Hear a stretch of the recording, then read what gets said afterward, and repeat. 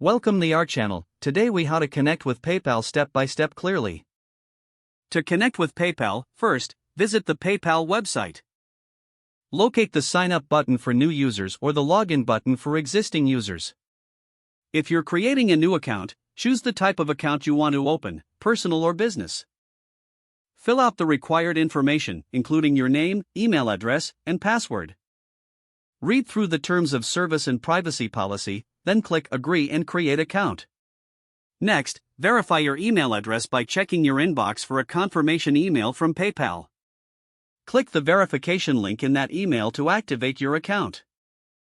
Once verified, log into your PayPal account using the email and password you provided.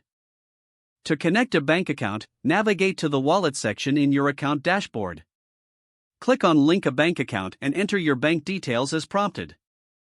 PayPal may require you to verify your bank account by sending 2 small deposits.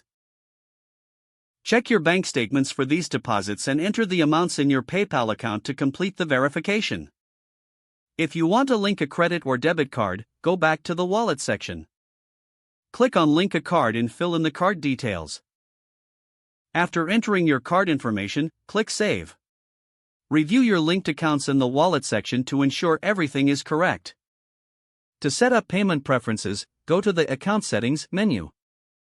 Here, you can choose a default payment method and set other preferences for your transactions. Now you are ready to start using PayPal for your online transactions. Make sure to log out of your account after use, especially on shared devices. You have successfully connected with PayPal. If the page does not load, refresh the browser or try again in a private or incognito window.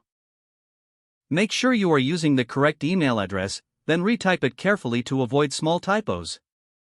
If your password is not accepted, use the reset option and create a new strong password you can remember.